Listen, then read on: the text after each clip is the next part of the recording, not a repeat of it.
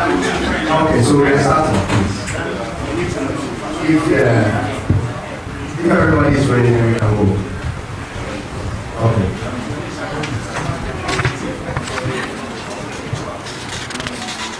So before we actually start, I'd like to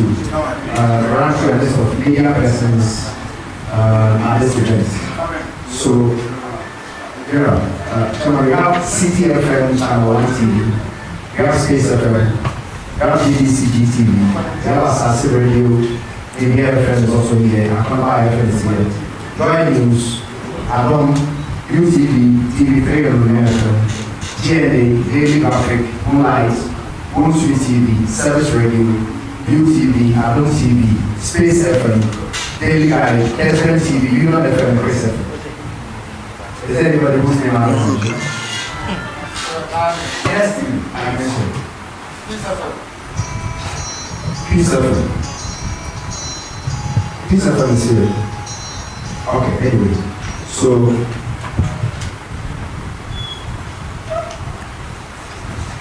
good morning, members of the press, party officers, party supporters, and Ghanaians. We are gathered here today under the leadership of the dynamic Honorable Chairman of the NPP, Mr. Abronye, for this brief press engagement. It's a few days to the elections, actually just 8 days, and Regional Chairman Mr. Abronye has a few issues to address Ghanaians on. That is the reason why we're gathering for this press conference. So I'll bring you an audience to let's all listen with rapt attention to the issue that Chairman is going to be addressing this morning. We thank you very much for coming. So, hand the mic over to Marina Chairman to begin officially this engagement.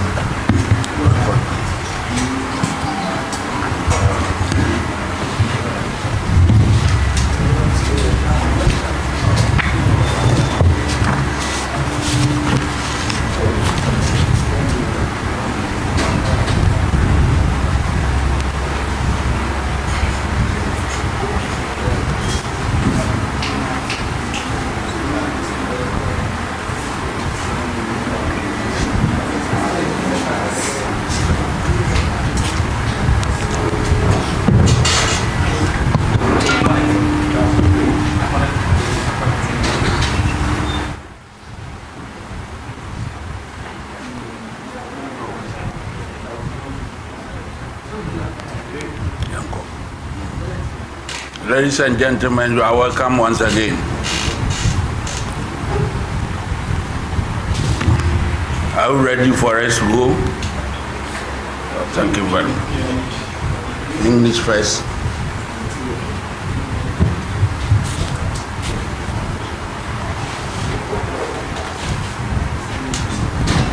Can we proceed?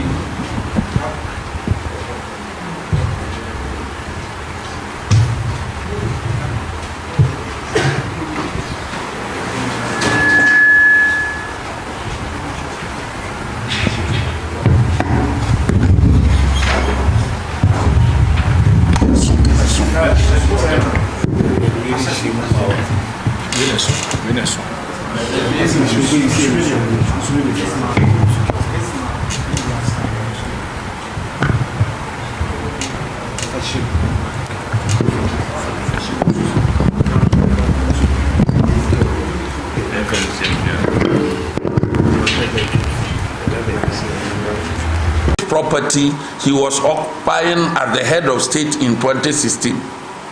which said letter was contrary to his own statement made on the floor of Parliament in 2014. The screen displays the aforementioned letter to you. Again, former President John Dramani Mahama, contrary to the statement he made on the floor of Parliament referred to in the preceding paragraph, sold state vehicles to his cronies, girlfriends, and personal aides such as Tandogwe, Jifa Ativo, Victor Smith, Kwabna Minta Akando, Vincent Opan Samoa, Sedna Tamakru, and Joyce Bauer. Proof of pictures of state vehicles is shown on the screen.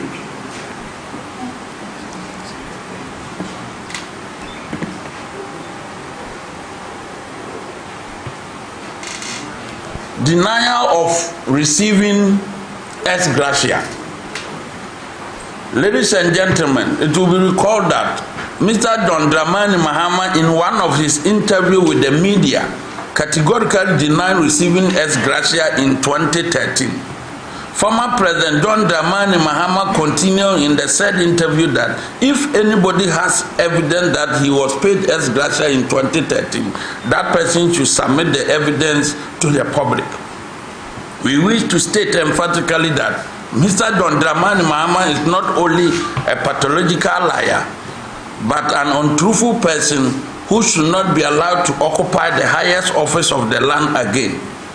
It is an undeniable fact that Mr. John Dramani Mahama lied to the Ghanaians so far as the payment of ex gratia to him in 2013 is concerned.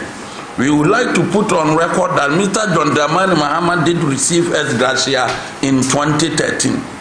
Ladies and gentlemen, following the denial of Mr. John Dramani Mahama that he hasn't received any ex gratia in 2013 and that what he now takes from the state is his monthly pension, I wrote to the Controller and Accountant General Department under the Right to Information Act at 9/89/2019 on October 23rd, 2023 to grant me access on ex gratia paid to the former president. On the 4th day of April 2024, the Controller and Accountant General issued a response to my request.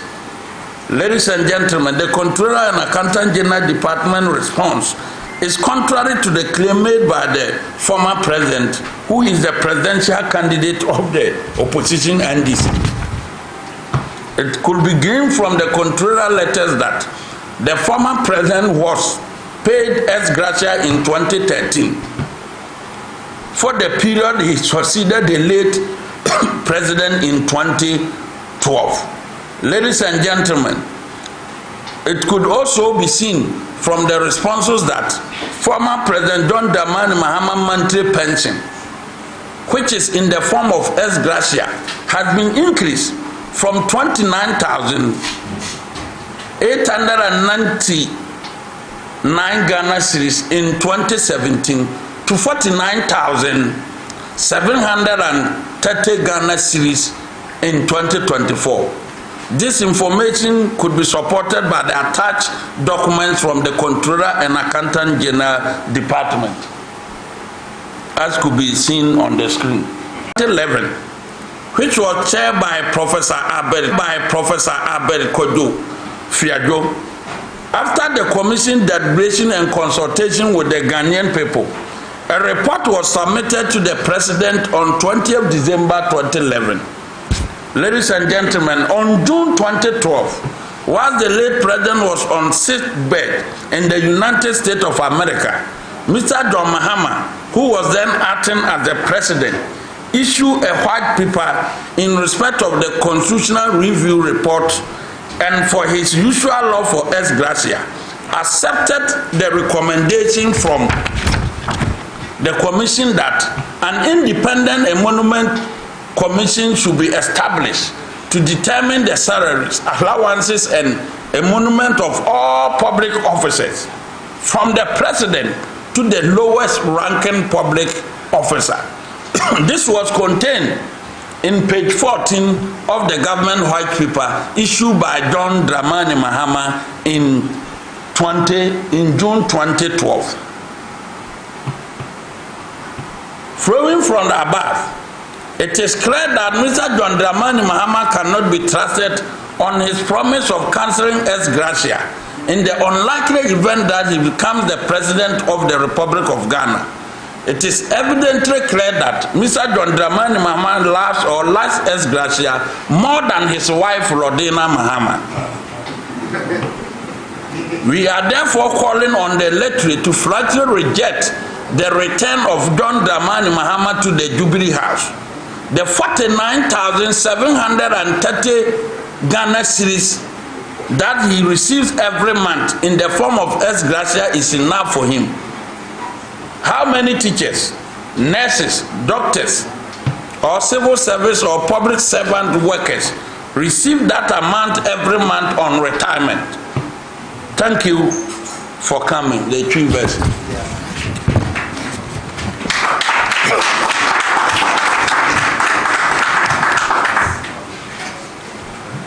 Abusafo ye fremo ena nopaya enya ne bonus wa eye the opposition leader Mr. John Dramani Mahama enam say afi ye wo abatwo mu ntino ofa kwaniasa bia se de nyina yenim say campaign mu ntro de oya de pa duru campaign aye ni tro na Ghana fo hweso nto abamman no ne seso eni Africa ha nti afia batu yusu akwaniansa bebre so edi aditro entro ba ko a odi ni se ono no baba ye Ghana mampanyina 2025 wa aminim se emma so no na Jubilee House onsi hobiem no ade a ye nyina anim se edifri ne mranti brem edifri 1996 ebesi na ye ex gratia no waka ho asem se oba obetwam na twa otwa ex gratia munu na ye ka akire Ghana fo nyina se asem na waka akire Ghana fo no enye nokore sanse ebra na ye Ghana mampanyini 2014 former president John Dramani Mahama ono ankasa eko parliament no state of the nation address a odi koto afi biara said the constitution ma kwan say o mampanyini bia nko parliament nko man state of the nation address no 2014 there okọ parliament a okọ akoma address no o de to Ghana fo nyina nim ne mrase bedwafo anim say ono ne penso as a president no obe make sure say government appointee eye minister DCE CEO no obia deputy minister no obe make sure say womo ento Ghana japadia na se ka wotim no se de emire bi atwam ne yeton ma government appointee no sa de no waya announcement e kire Ghana fo e wo mrahye bedwam se waye den watwam na ye ma ministers any CEOs ne aban mu mpanfo ye ton ka otim no no ato a e corruption sa sem no state of the nation address 2014 ukokofa e wo page 56 a oka ye de to Ghana fo nyina nim na sasem na oka ye a eye bocha former president Mahama share ye se ne pension no o ma sa de ne nsi no enipa obi na no ka ye ono John Dramani Mahama no ono ana asem no one number 1 enipa odikan a sasem no ye den echi no adenti echi no ye to aba 2016 ye nyina nim se odi nkuku a ebi nsida na nkuku na chi no efia sesia menemo kasai yewura Dr. Alhaji Mahmoud Bawumiatima ode som Ghana man e de ye adwumadie sonko e de ama oman no emfie nwotwe ni no yewura John Dramani Mahama twere letter say e homre not sa fie num o twere krata akoma transition team a yewura osafo mafo ene ne former chief of staff Julius Debra e da no say omoma ne kwan na sa fie no omfa sanse homre na ho no ye den otie na omfa man say retirement package sakrata na otwere ye no eno na me show was screen to say obi anhwe obi okogina parliament no ka kire wiase nyina say ma government official a ono aye government official wan kan ho bi no ento aban japade no ekọ wi akiri sa asem na okan ono abuso akrata idea dance say sa bocha o she Ghana fo no ono John Dramani Mahama wantima nyere amfa nya adwuma ntikratai egu nanim ase wo ho sa asem na okan say oba o ma official bia nto state property no ono a make attempt in 2016 say state property and neighbor umiatim no nka yemfa ma no mfa nya na japade kopinto bewu afri asase so enya no nko a ye to aba na olusu ye no so na omonko no onimse nkuku aba enti bone ya te se Ghana mampanyini so e de atudwa say kaase e won krata mu a ono John Dramani Mahama se wa hand over the amano 2017 no enkrata mu na ewo na mmom so obehu se ka na si ha de enye nokore we o mampanyi na nado danko akofo ado o de atudwa be emprensa ana se mprenu ama obi ayere ate sa asem ne bi na nam so lusu ya o kontina bone aba ne timunti ne girlfriends ne nkura ne errand boys ya na omudi na chi nyina no state cars otoma mu adifode ebini car otoma onwa enei ne kasamafo eye dress bawa oton state car man enso sa papa ne kwose bose on ton car e ma government official bia we screen so car otoma dress bawa car John Mahama a state car or Thomas Tandogwe on one senior presidential staffer edaso saasuna Dwaboso MP Kwabena Minta Akando ena Sedna Tamakru abaya na wawia Masro Sika a ebinsi dana krono a wabo ne kasie mu na John Mahama dina kwakosie America o mangana adina sem say yemfa ntuma besi na yeguso twetwe no ono nso no ye official yewura Mahama hweye e ma ne to state vehicle ne bi a ene asem ono ade kotu dwa no ebo abira ena Doma West andis mrase bedwani a ono so wo honom that time no ye deputy sports minister Vincent Opansamwa ono so ye the state vehicle e ma na difodi e ma na de ye de e ba fie wo munyina ye Mahama errand boys ya o chiche kasi e ma na ni nipa dodo bebre na emre nti ye ntimi mfa ne nyina ntudwa ebiem yewura Mahama ye nyina nim se S Gracia ho nsensem edi free 1996 besi ne wage S Gracia sa na momenam sa afi ye kwa abato nti odine nsa ahyejam se ono no de obia ni wa ma na S Gracia na ne ogine ye ne pension ena ye kasa asem na oka no etro na oye dey odi o kan confusion na eye clear se S Gracia na ye calculate ne ye de amount ansa na bosumi bia no so no oman no ahwew kopem se obekọ okrachi na saasem na okan ye se ono de onyi S Gracia bia 2013 no me a me twere krata de koma controller and accountant general adansidie nti ye se akinye ntire ekuso nkroso aye den ye hwia hwe nti me twere krata koma ahwe ya wo mu na tua sa sika no se ya mpase former president Mahama so obetena afie no obia manisika obia manahwe no no ana ye ni bibia onyi sika bia mfiri o man no ya ampasa me twere krata no koye no ebaba dadi so ono ankasa ne bank account ewo Adabraka branch eho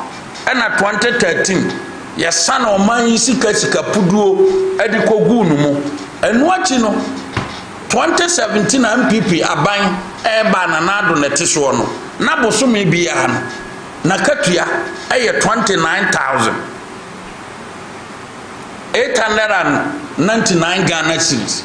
sesi amena o kasai enama katua ntumu a akoso o man mu hanti no former president John Dramani Mahama na katua as a former president ayede ma no se S Gracia bosome bia se le constitution ne kan sesi apeja akosoro efri 29,899 Ghana cedis akwa koduru 49,730 Ghana cedis bosome bia nti yasem se obi nam kroma na so S Gracia obetwam dia akatua na bosome bia ye de to Adabraka account mu no adentina onya age na chese o kan dia dada Ghana force ye manhwe we ya na account mu mummisa no ye de nkratai official document ya a free controller and accountant general na ye display wo screen ne so no se mummisa no se aba beto na account mu ana we controller na dia mama fa mrakwan so de nkratai ya ye de ama mummisa no se oje ana onyi eye na account mu a bosumi bia so no eye no kora se o man no etua nka 49,000 Ghana cedis e ma ne gisa ska we na o se ahokire ye de e wo ha ewo manum na sa ahokire wom na sa office ya ampa odwene Ghana fo ho ohwe adanse ya controller and accountant general dia baya na sa ahokyere wo manu na so odwene Ghana fo ho dia adentina onya 49000 Ghana series ne je o hwe a ene ne da ho no apagya free 29000 aba 2022 nyina di free oba no o strategy 49000 no e di free 2021 e basa waji ska nyina e ba besin ne abosumi bia ombege obeje afuwe ko na wieye ne se ye S Gracia nhihye na katue e betwam 49000 na oyede oje no ntumo hwe ase ho a sika nko a yasesa ama no eboro aka ne sika no 80 billion and 8 million Ghana series S Gracia nko a yede man 2021 2022 nso aso onye na mo yese nkrata enni ntro eno na controller ede nkrata ya metwere ko mo de ama me se ensema former president John Dramani Mahama eka no oyo otrofo oye panyina onyere onka nokure na nipa oka ho kire asemu sesi ai opasa osi ahokyere ntina oba enso bosumi bia no oji 49000 Ghana series sa papa ya ne bosumi bia ohwe Ghana fo anima o so achichidie sun se ahokyere wo Ghana no ne penso aticha fo kyerade emfie miensa wantwe omuka osiska ni ho enso na ye ne mu kasai no wahwe nyame anim abosumi bia no oji 49000 Ghana series papa ya ye ne mu kasai mu bakaya doctors tena fi abosumi nsia ama nipa pempem na ye den ewu ye wo Ghana ha say 6 months ananse abosumi 9 arehese wantwia ama nipa wuye enso na otifi as a former president no S Gracia menu mienu yeto a yetua ye de ma no bosome bia no ebiem enipa ya o kasai ane oje 49730 Ghana series ono ane penso as a president Ghana mabunu su ese adwuma ni wo so onye magician no wayere wo ma adwuma enne sa nipa no e promise nyuma sanse wakọ magical university awie amo mama no master's degree in magical management nti se do oba obetima ayere ayi nsenkyerene ne penso empoa na no di so onye magician no wayere wa ma adwuma enso na otifie no anye hwe kyena ekokoto aba na olusu a bosumi bia obekoso ayere age 49000 Ghana series no menu mienu yeto so se na ye de ye enipa ya ye ka no wasem odi 49000 ne penso electricity ye da dum so mu no aye ko ka se ntimi nsovo no o ka kire se pese dum so no free wa ye ntua mo electricity ye tua electricity na nyere ama na otifie no odi 49730 Ghana series eno no e ba bewie mama ka kire mu se so ka kire Ghana fo nyina se S Gracia na oba obetwa ma oboa sanse mo be kaya sunyan krodua mu the Constitutional Review Commission e ba ye ma ye ko eye sunyane Technical University e ho no mo bo odwa ye nyina ye ko hokoko kire ya adwene 2011 mia me ko hobi ya kokko kire ya adwene se de etifa ye hu oman no ye je Ghana fo adwene dwamfo nyina adwene obia media fo nyina ye dai e ko ho e bra na ye wura tames e be ye Ghana mampanyi 2011 no no mu wie o mu dwuma na professor Albert Kojo Fiajo eda no wo mo do mo report e ko mampanyi ni ye constitution no mo ye bebisa awia abosome nsia ntam no ade so mo issue white paper na time na white paper na ye ready no 20 June 2012 honom no na ye wura atames eda yare paso ewo United States of America ye nyina ye nim sa homre no ni Ghana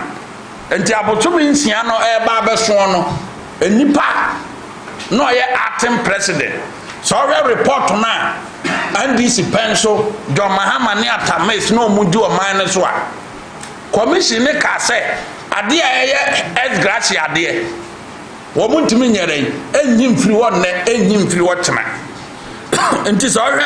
report no mu a wo mo ka ne pefe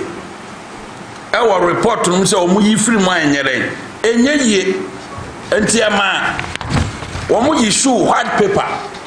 so commission report no mo se gracia de ye man nka ho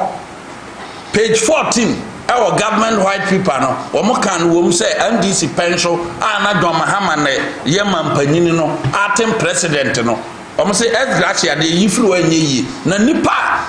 obo se a ohuru ko soro so da committee na se committee na dia tum se wo ma maintain gracia se ma yentwam no na oto ho party so obedidi ni nkwa na nyina sanse otena fie kro obedi akatua eye John Dramani Mahama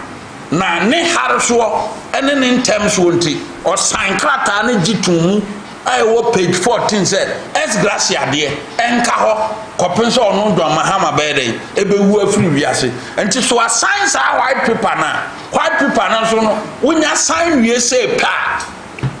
ababa ye oman ne mra nti krata Mahama sign ai abeka oman ne mra ho ye white paper o issue no June 2012 na ye emra sese no ene ye kwa abato no di 49,730 Ghana cedis no opese owia Ghana fo entro kwan so no moto abama nti o se me ba gracia no metwam enso no a ne ko sign mra se gracia de e de se da wia se be den ebe sei nti ye ka ama Ghana centrofo ne Ghana fo moto aba nyina te se former president Mahama na sem no de tu dwa se gracia de ono no ba benya kwanya obeyi afiri ho no ye frɛ no adanko dada adwe bia 500 million asese ye de ma no no de kofie enti ye ba bia ya hwɛ na duru ono ante no ho ase no nkwa pension sanse skaya oje botumi bia 500 million oho series no obaji akopin so obeyede obewuo enti Jubilee House ho a opese okono eye enti ntro ne nada opese ofa kuntuna ate samba ode gracia ba betum se meka gracia se metwam dia Ghana fo ebeto aba amam ye kasa oboa ode dada Ghana fo sanse onu e na ahye gracia ho mra e wo page 14 of the government white paper say enwo ho kopense wiase beren ebe sei nti asem bia o kan gracia ho bia no oboa nti Ghana fo madaroma 7 December abatwa ye kwa akoto no bentua bia esese de John Mahama na onsi Jubilee House wo bia no esese de sa no otua ho sanse ya hwe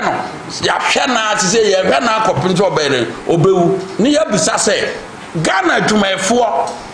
doctors nurses teachers ene obia oye abanya adwuma ene wa ankasa wo ye wadwuma ene private sector fo ni nyina se wo kwa pension ni padodo se na bosome obekọ na account mu na 49,730 Ghana cedis close to 500 million edan account mbosome bia Ghana teacher for mumisa sa asemi Ghana nurses for mumisa doctors closer for nyina mumisa tewu for nyina mumfi ase mumisa sa akochinsi ene mo amwo private sector say unya 60 years ya wumpoma ye mre ukokotena fia bosumi bia abako account mu no na 500 million edama na dabi enam because udi bia tuato na uto na udi atua na no a wo tifia wo kire wo no John Mahama de kopinse obewuo no emfie emiensa tie no na sa sika we ekeka ko 1 billion a month na wo a wo tuato a ye de ma no wo fia wo ye de wo nti eye se ono asan mra se onidi akopinse obewu a sa mra no onfo eno anya adwuma na Jubilee House no onipa obetima boa na ya pagya oman Ghana onipa obetima boa ama Ghana mabunu adiye onipa obetima boa ma adwadifo abraba akonkan onipa ebema Ghana and international communities no ayepe 2025 eyewura Dr. Alhaji Mahmudu Bawumia medamu nyina ase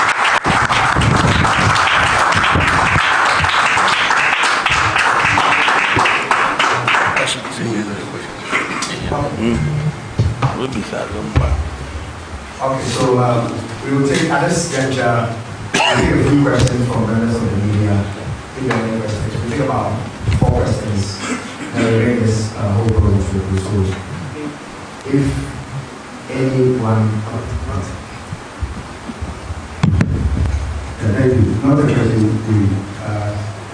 What you concluded with the key version. If my memory serves right, I didn't hear anything like that in the English version when you were talking about your candidate, Dr. Mohamed Awuna, why Ghanaians should entrust you with the running of the country again. So if you could just do a little bit in addition of that. Okay, I'm sure this is not a question, but what do you want to say? You didn't hear what I just ended in the P version, the English one. Yes, I think comparing the two presidential candidates, integrity is one that we must consider. And considering that, I think that His Excellency Dr. Alhaji Mahmoud Bawumia is the trusted person who we can trust this country for. And I think that John Dramani Mahama has benefited from Ghanaians a lot. It's about time that we should retire him. We should reject his return to the Jubilee House. And His Excellency Dr. Alhaji Mahmoud Bawumia is ready to transform this country. Ghana, I think when we give him the mandate, we will move from developing country to a developed country. And this is what we are looking for. And Dr. Alhaji Mahmoud Bawumia is the best candidate so far as this election is concerned.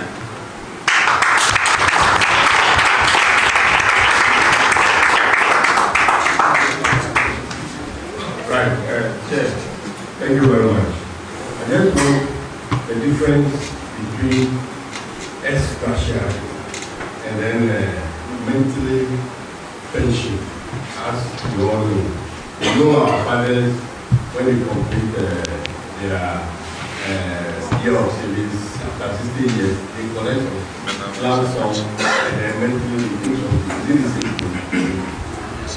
If you look at the constitution, at every 4 years, a committee is put in place to determine the salaries, allowances, and emolument of government officials, right from the lower ranking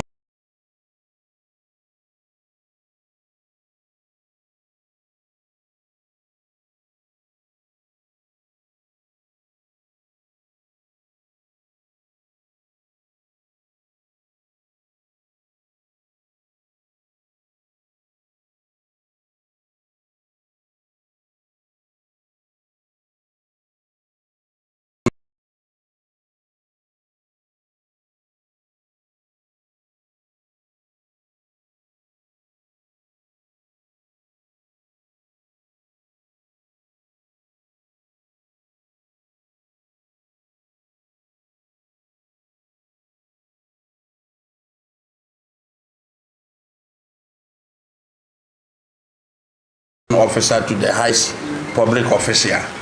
and that of the president and the vice president. For example, you take John Dramani, he was receiving that amount till he died some years ago. Former President John Ajay has not denied that he has not been paid.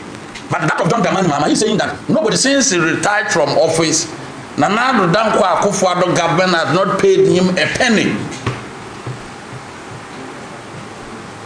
And he granted an interview with one of the media houses. And this is on public record that they have not been paid a penny. And this document that has just been shown, clearly indicates that, in fact, he lied to the Ghanaian people. And if you look at the salary increment right from 2017 to date, initially when he was leaving office, he was taking 29,889 Ghana cedis. Now, due to the salary adjustment and other things, he's receiving about 50,000 a month as a former president. So that is not a pension. When you say it's a pension in the form of ex gratia per the constitutional requirement.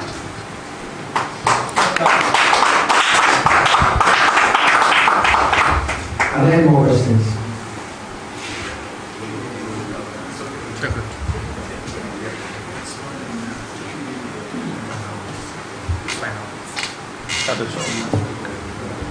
Okay, so if there are no more questions, I would like to, on behalf of the Global Regional Secretariat and the Global Regional Chairman, Chairman Abronye, to thank you all very much, members of the media and party supporters, party of the for being present at this present day. We believe that the issues with the evidence attached and argued by the Regional Chairman will carry to the Ghanaian public who will be the best judges of whether His Excellency the former President of the Money Mama now campaign to present to the Master House, yes, or asking the community to be another time to come to the Master House. We thank you all very much for coming. Thank you very much. Yeah, so members of the media should wait inside for a lot of information. Thank you.